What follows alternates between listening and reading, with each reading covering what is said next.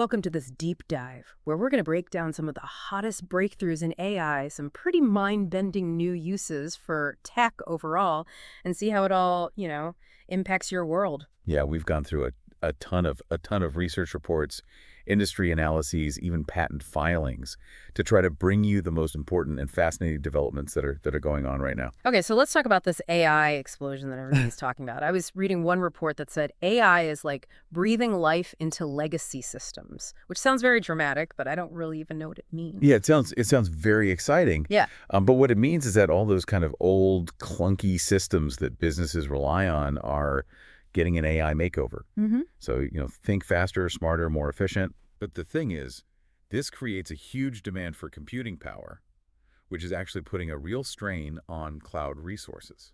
So it's a bit of, a double-edged sword then. Exactly, yeah. Yeah. NVIDIA, which makes, the leading AI chips, they're struggling to keep up with demand. Yeah. Their chips are like the engine driving this AI revolution. Oh, right. And so limited supply has got to be driving up costs too, right? Absolutely, yeah. And that's a big part of why there's so much interest now in alternative computing.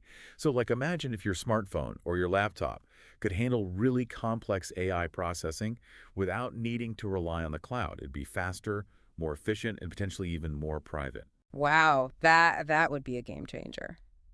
Now, these reports also mention artificial general intelligence, AGI, and artificial superintelligence, ASI. So basically, AI that can potentially outsmart humans, is that something that we need to be worried about yet? Yeah, it's funny because AGI and ASI are still largely theoretical. Okay. And while AI has made, gigantic strides in some very specific areas, like playing chess or even writing, there are some fundamental limits to its reasoning abilities right now. Okay, so no robots taking over the world just yet. Not quite yet. Okay. But, there have been some interesting breakthroughs. So researchers are working on something called neurosymbolic AI, which combines the kind of brute processing power of AI with the symbolic reasoning that humans are good at. Okay, so instead of just recognizing patterns, it's more like teaching AI to understand meaning. Exactly, yeah. Yeah. It's a step towards a more human-like intelligence for sure, but it's still a long way off. Okay.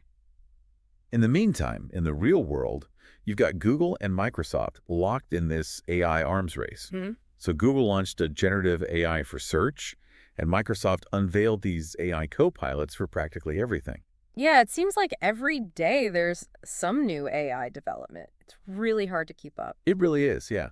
And this rapid innovation is really exciting, but it also, it raises some important questions about the ethical implications of AI, which I think is something that we're going to want to dive into. So we've talked about a lot of the, exciting things that AI can do, but what about the potential downsides? What are some of the, the risks that people are talking about with all of this? Yeah, that's the crucial question, right? One report really highlighted AI's increasing ability to actually hide data, and not by accident, but intentionally, which is, that raises some real concerns about transparency and control. So it's like AI playing hide and seek with, with information. That's kind of unsettling. Yeah, it is unsettling. Think about like AI managing financial systems or running surveillance. If we don't understand the decisions it's making, like how can we be sure that those decisions are fair or even safe? Yeah, that makes sense. And so that's where, this whole explainable AI comes in, right? Like making the decision-making process visible. Yeah, exactly. It's like giving AI a requirement to show its work, right? Like imagine an AI system that's used for loan approvals. Yeah. Well, with explainable AI, you could actually understand why an application was rejected, ensuring fairness and transparency. Okay, that makes sense. But what about those really complex AI systems, the ones that are using, deep learning? Can we even really understand those? Well, that's the challenge, right? The inner workings of some of these really deep learning models, it can be really opaque, even to the people who created them. It's almost like trying to understand a language, but there's no dictionary. Yeah. And you can imagine how that could lead to some, unforeseen consequences. Totally, yeah. I mean, take deepfakes, for example. Yep. The technology has advanced to the point where, they're becoming really difficult to distinguish from real videos. Yeah, and I read that some deepfakes can even fool, like, facial recognition software now. It's actually kind of alarming how realistic they're getting. Oh, absolutely. Yeah. But at the same time, there's this whole counter movement that's developing too. Researchers are now creating algorithms specifically to spot these subtle inconsistencies in deepfakes, like unnatural blinking or weird lighting. So it's like this constant game of cat and mouse where the technology is always trying to like stay one step ahead. Exactly. It's this constant arms race, really. Yeah. But these issues extend beyond just, malicious uses like deepfakes. A really significant concern that keeps coming up is the potential for bias in AI systems.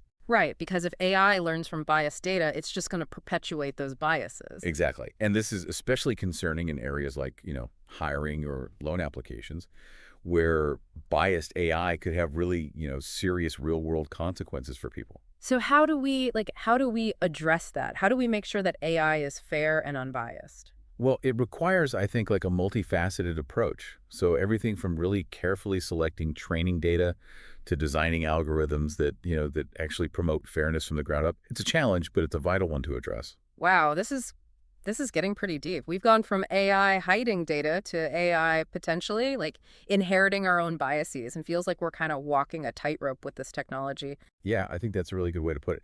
And here's something else to consider, right? Like what happens as AI becomes increasingly capable of independent action, right? Right. One report I read highlighted AI's growing ability to actually find vulnerabilities in websites Oh, wow. without being explicitly programmed to do so.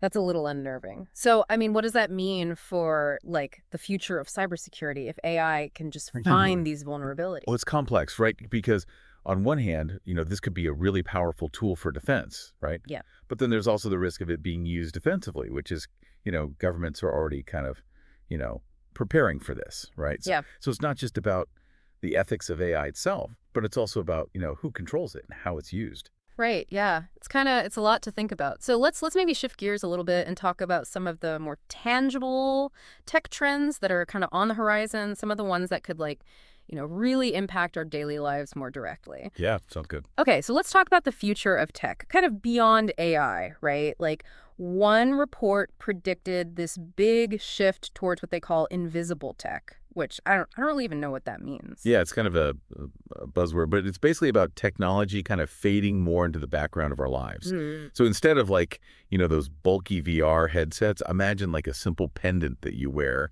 but it uses AI to like act as a second brain. It could capture your conversations, remember faces, even help you recall important details. Oh, wow. So no more like drawing a blank on someone's name when you're at a party. That's pretty impressive. Exactly, yeah. It's all about integrating the technology more seamlessly, making it almost invisible. And those pendants, for example, they could even monitor your health, track your sleep patterns, all without you even really noticing.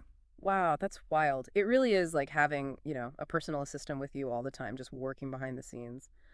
Speaking of mind-blowing technology, one report mentioned something about storing information in DNA. What is that all about? Yeah, it's called DNA storage. Yeah. And it sounds like science fiction, but researchers are really, looking into the possibility of using DNA to store massive amounts of data. But why DNA? Like, what makes it such a good storage medium? Well, DNA is incredibly dense. That means that you can store just a huge amount of information in a really, really tiny space. Plus, it's really durable. Properly stored DNA can last for like thousands of years. So instead of these like massive data centers, we could potentially store like entire libraries worth of information just in like a drop of DNA. Oh, yeah. I mean, it's a real possibility. That is wild. And it's not just about storage either. This whole field of biological computing, harnessing the power of living cells, that has the potential to like revolutionize fields like, medicine or environmental science. Wow. Okay, well, let's bring things back down to earth a little bit. Literally, one report talked about how cities are being transformed by this thing on self-organized planning. Can you explain what that is? Yeah, so imagine a city that actually adapts and evolves based on like the needs of its citizens in real time. So, instead of this like really rigid infrastructure, we're talking about systems that actually respond in real time. So think like sidewalks that generate energy from footsteps or traffic lights that adjust based on the flow of traffic. So it's almost like the city itself is becoming intelligent, like a living organism. Exactly. Yeah. It's a really fascinating concept. And it's about creating a more, sustainable, efficient, and responsive urban environment. Yeah, that makes a lot of sense. Now, one report actually caught my eye because it was talking about digital twins. And I thought that was just for like buildings, but this report was talking about entire cities having digital twins. I don't quite understand that. Yeah, no, it's true. The concept is definitely expanding. So now we're talking about creating these virtual replicas of Yeah. entire cities, which would let urban planners do things like model everything from, traffic patterns to the impact of natural disasters. So you're saying it's like having this giant simulator where you can test out all these different scenarios and see how they play out in a virtual city. Exactly, like a Yeah. giant sandbox, right? And with AI, those simulations become even more powerful, so it's almost like getting a glimpse into the future of our cities. Wow, that's really something. So, we've talked about all of these different technologies and trends. I mean, what does all this actually mean for the average person? Like for you, for example, given your, interest in fashion, imagine a world where you could attend like a virtual fashion show, right, from your living room. And then you could even try on digital garments using like your own personalized avatar. Oh, wow. See, that's the thing. That's actually the reality of where things are headed. We're seeing AI being used to create things like virtual fashion influencers showing off digital clothing that you can try on virtually before you buy. Wow. So no more crowded dressing rooms then. I'll take that as a win. Right. And it seems like that would also make fashion, more sustainable because you'd have less waste from physical production. Yeah, absolutely. And this whole shift toward digital fashion, it just opens up a ton of possibilities, both for consumers and for the environment, which I think is really exciting. Yeah. But it also begs the question, right? Like, as these lines between, the digital world and the physical world become increasingly blurred, what new possibilities and what new challenges are going to emerge? And not just in fashion, but in every aspect of our lives, right? That's something I think that we're all going to be grappling with in the years to come. Yeah, it's definitely a lot to think about. And it really seems like, technology is evolving faster than ever. Thank you so much for joining me on this deep dive. I feel like we've all learned a lot today. Yeah, it's been fun. Thanks for having me.